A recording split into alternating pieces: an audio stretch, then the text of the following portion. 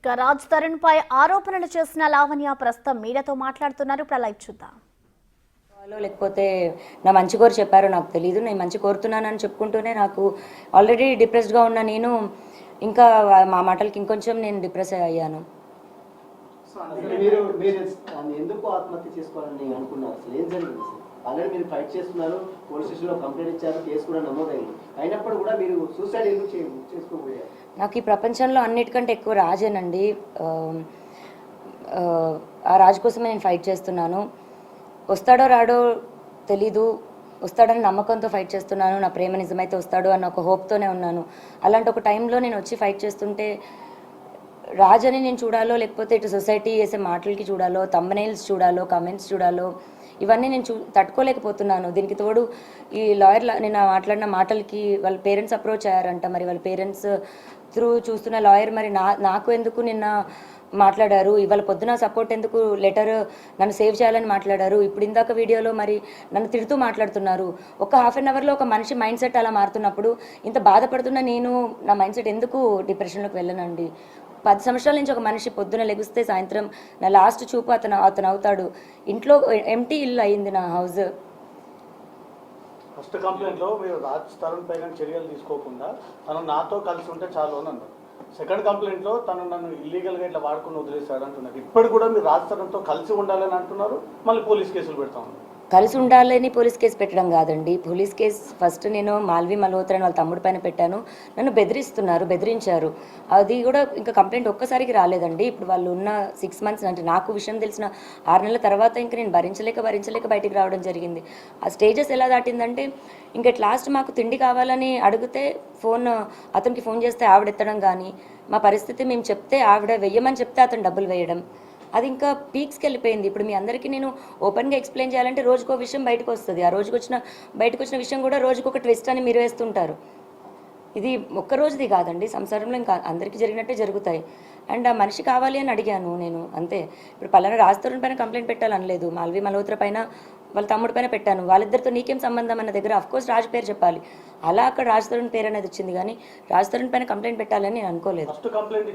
అది first complaint పెట్టినప్పుడు అది రాసిచ్చాను. ఆ రాసిచ్చిన దాంట్లోని మాల్వి మల్హోత్రా చార్ట్ చూపించి రాసిచ్చాను నేను. అలాగే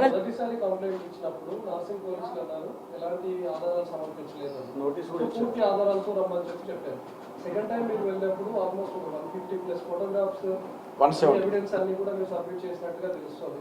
ఇప్పుడు నార్సింగ్ పోలీసులు ఏ విధంగా వ్యవహరిస్తున్నారు? రాజ్ తరుణ్ని కాంటాక్ట్ అవుతున్నామని ఏమైనా చెప్తున్నారా? రాజ్ తరుణ్ పైన కేసెస్ పెట్టామని ఏమైనా చెప్తున్నారా? రాజ్ తరుణ్ని అందులో తీసుకుంటామని అసలు నార్సింగ్ పోలీసులు ఏం చెప్తున్నారు?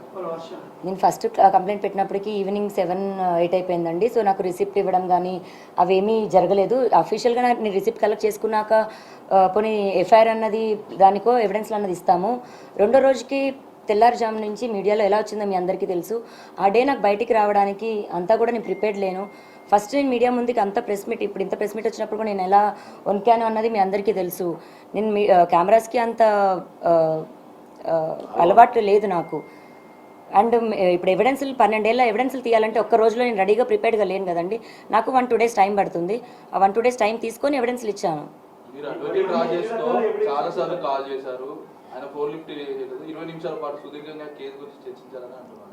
చాలాసార్లు కాల్ చేయడం ఏం జరగలేదండి, ఒక్కటే కాల్ జరిగింది. అండ్ అతను నాకు ఫస్ట్ అప్రోచ్ అయింది తనే అండి. నాకు అప్రోచ్ అయింది కూడా మూవీ అని, మీరు యాక్టింగ్ అంటే ఇంట్రెస్ట్ అని అప్రోచ్ అయ్యారు. లేదండి నాట్ ఇంట్రెస్టెడ్ అని చెప్పాను. తర్వాత నేను అడ్వకేట్ అని చెప్పారు. కంటిన్యూ అవుతుంటే మీరు రాజస్థాన్తో మాట్లాడి మధ్యలో లావణ్య అని ఒక ఆడియో బయటకు వచ్చింది. దాని మీద మీరు ఏం చెప్తారు? ఎప్పటిది అసలు ఆడియో?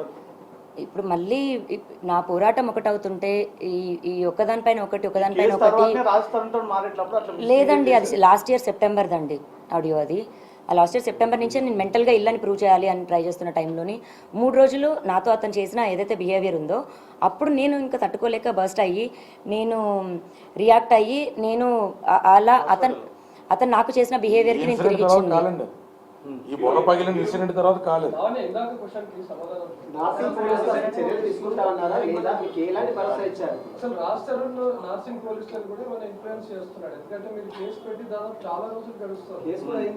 అది మీరు పోలీసులను అడిగితే బాగుంటుందేమో అండి. నేను అడిగాను వాళ్ళతో టచ్లో ఉన్నాను. స్టేట్మెంట్ అన్నది ఇవాళ కూడా మేము ఇవ్వాల్సి ఇవాళ ఉంది. 3 o'clock స్టేట్మెంట్ కూడా రికార్డ్ చేస్తున్నారండి. సోమవారానికి అతని మీద ఏం చర్యలు తీసుకున్నారనేటువంటిది, లేదా అతను యాంటిసిపేటరీకి కానీ క్వాషిక్ కానీ వెళ్తున్నాడు అనేటువంటి వివరాలు ఈ లోపల వాళ్ళు ఒక టీంని కాన్స్టిట్యూట్ చేస్తా అన్నారు. రాజ్ తరుణ్ వేరే బోర్డ్స్ అయితే ప్రస్తుతానికి వాళ్ళకి అందుబాటులో లేవనేటువంటిది మా అడ్వకేట్స్కి ఇచ్చినటువంటి వివరణ. ఆ డిఏ గాని 3 కలుస్తుంది. సాధారణంగా ఒక మహిళకు సంబంధించినటువంటి కేసులలో ఇలాంటి అలిగేషన్ చేస్తే వెంటనే అక్యూజ్డ్ కి నోటీసులు ఇవ్వడం పోలీసుల ప్రధాన ప్రామాణికంగా ఉంటుంది. కానీ రాజ్ తరుణ్కి ఎందుకు ఇప్పటివరకు పోలీస్